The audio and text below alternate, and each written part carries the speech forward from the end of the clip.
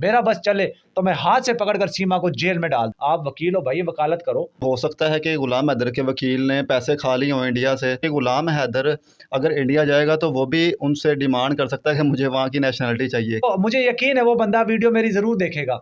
आपकी नज़रें झुकी हुई होंगी, शर्मिंदगी आपके चेहरे पे से ज़ाहिर हो रही होगी और दिल में नदामत होगी जब आपके कच्चे चिट्ठे मैं खोलूँगा। एक तो ये कि गुलाम हैदर पहले शुरू में सबसे पहले जब गुलाम हैदर के वकील का मैंने इंटरव्यू किया था, तो उस वक़्त मैंने इनसे वाज़ेह पूछा कि आप मुझे बताएँ कि आप गुलाम हैदर ने आपसे जो बात की है केस के हवाले से, बच्चों के हवाले से की है, दोनों आपकी बीवी के हवाले से भी की है। तो उन्होंने वाज़ेह कहा था, मेरे क्लाइंट ने, ये नहीं कहा था भाई गुलाम हैदर ने या गुलाम हैदर ने, मेरे क्लाइंट ने मुझसे सिर्फ बच्चों की कस्टडी के हवाले से जिक्र किया और किसी के हवाले से नहीं किया। बाद में वो कहता है मैंने उसको रखना ही नहीं है, उस ऐसे ही। बदकिरदार औरत को रखना ही नहीं है। लेकिन कुछ दिन बाद मैसेज आता है, वो बल्कि वकील साहब की तरफ से इंटरव्यू आता है कि जी वो गुलाम हैदर उसको भी रखेगा और उसके होने वाले बच्चे को भी रखेगा। वो इंटरव्यू भी आपने देखा। उसके बाद फिर दोबारा गुलाम हैदर भी डिनाई करता है और वकील भी डिनाई करता है। कहता है जी हम उसको, मेरा बस चले तो मैं हाथ से पकड़कर सीमा को जेल में डाल दूँ। ओ भाई, आप वकील हो भाई, वकालत करो। दूसरी आप तरफ फिर मुबारकबाद भी उन्हें मिल रही। देखें, मैं कहता हूँ यकीन मानिए उस वक़्त दिल बड़ा रंजीदा हुआ जब उसने ये अल्फ़ाज़ कहे ना। सीमा ने तो बोला है कि मैं इज़राइल को सपोर्ट करती हूँ, ठीक है? इज़राइल को सपोर्ट करती हूँ। तो भाई कौन ऐसा बंदा मज़लूम को, दुनिया सारी मज़लूम को सपोर्ट करती है और ये ज़ालिम को सपोर्ट कर रही है। उसी ज़ालिम को सपोर्ट करने वाली को हमारे वकील साहब जो बहुत बड़े वकील हैं, पढ़े लिखे वकील हैं, जिनके पास टाइम बिल्कुल नहीं होता, 1 सेकंड का टाइम नहीं होता, लेकिन 4-4 वीडियोज़ आ जाती हैं, उनको इमरजेंसी इंटरव्यू देना पड़ जाता है वीडियो को डिनाई करने के लिए, तो उन्होंने उनको मुबारकबाद दी। हैरानगी होती है ऐसे लोगों के ऊपर कि मुबारकबाद भाई क्यों दी? किस लिए दी मुबारकबाद? और वो मुबारकबाद देनी चाहे, देखें उनकी तरफ से जो रिएक्शन आया, कहते हैं कि मैंने तो वो तंज़िया की थी। भाई क्या ज़रूरत थी? तंज़िया भी उनको इंटरव्यू देने की क्या ज़रूरत थी, या उसको ये कहने की क्या ज़रूरत थी मैंने उसको मुबारकबाद दी है? आप हिंदुस्तान को मुबारकबाद दें।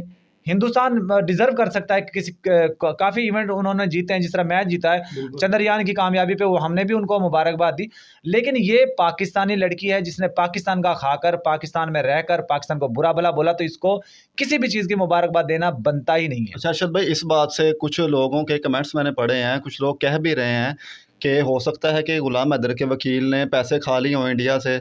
और फिर एक एक सवाल तो ये हो गया आपसे कि इस तरह कोई मामला है। दूसरा ये है कि गुलाम हैदर अगर इंडिया जाएगा तो वो भी उनसे डिमांड कर सकता है कि मुझे वहाँ की नेशनलिटी चाहिए, कि इस तरह कोई चीज़ हो सकती है? देखें, मैं आपको 2 चीज़ें वाज़िह बताऊँ, आप यहाँ पे आप अपने पास लिख लें, गुलाम हैदर कभी भी हिंदुस्तान नहीं जाएगा। हम्म।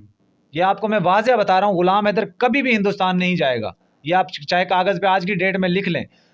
और पाकिस्तान आने का सवाल हो सकता है, शायद पाकिस्तान आ जाए, लेकिन वहाँ नहीं जाएगा हिंदुस्तान। और दूसरा, पैसों के हवाले से मुझे वहाँ पे एक बड़ी शख्सियत है हिंदुस्तान में, मैं फ़िलहाल उनका नाम नहीं ले सकता, लेकिन मैं आपको इतना ज़रूर बता दूँ, उन्होंने मुझे 100% कन्फ़र्म किया है। कुछ मुझे 1-2 मेरे मोबाइल के अंदर भी मौजूद हैं, कुछ उनकी चैट जो है, उन्होंने कहा 3 शख्स हैं जो पाकिस्तान से मुझसे एपी सिंह से राब्ता करने की कोशिश कर रहे हैं। और कोशिश कर रहे हैं, हुआ कोशिश नहीं। कर रहे हैं। देखिए मेरा राब्ता तो है, सबको पता है। मैंने उनका इंटरव्यू भी लिया, मेरी उनसे बात भी होती रहती है, वक़्तन-फ़वक़्तन हाल-चाल पूछते रहते हैं। मैं तो वाज़ेह सबको बता रहा हूँ। लेकिन उन्होंने मुझे बताया है कि 3 शख्स हैं जो मुझसे राब्ता करने की कोशिश कर रहे हैं। अब वो किस लिए कर रहे हैं, वो कौन लोग हैं, एक का तो मैं नाम तो नहीं ले सकता अभी मैं यहाँ पे, क्योंकि मुझे ज़रूरत आने पे मैं उनका सबूत जो है वो अपने चैनल के ऊपर चलाऊँगा। लेकिन जो मुझे यकीन है वो बंदा वीडियो मेरी ज़रूर देखेगा। आपकी नज़रें झुकी हुई होंगी, शर्मिंदगी आपके चेहरे पे से ज़ाहिर हो रही होगी और दिल में नदामत होगी जब आपके कच्चे चिट्ठे मैं खोलूँगा।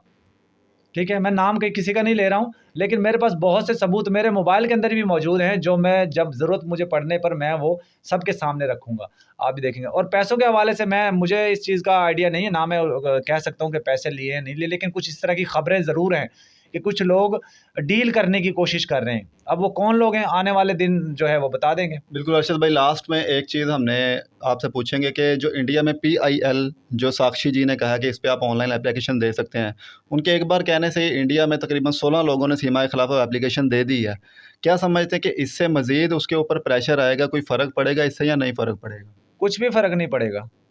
वो कैसे? क्योंकि हमने तो सुना है कि जब एक एप्लीकेशन उसके खिलाफ जाएँगी तो PIL ऐसा ऐसा इदारा है कि एप्लीकेशन ऐसी चीज़ है कि जिसका 1 महीने में कोर्ट को फ़ैसला सुनाना ही होता है।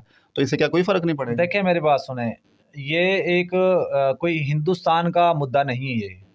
अगर ये हिंदुस्तान का मुद्दा होता ना तो वहाँ से बैठे हुए लोग ऑनलाइन एप्लीकेशन देते, जिस तरह हम ट्रेंड चलाते हैं, हैशटैग के साथ ट्रेंड चलाते हैं, कहीं भी टिकटॉक पे चला लें, तो इंस्टाग्राम पे चला लें, ट्विटर पे चला लें, तो वो एक ट्रेंड बनता है।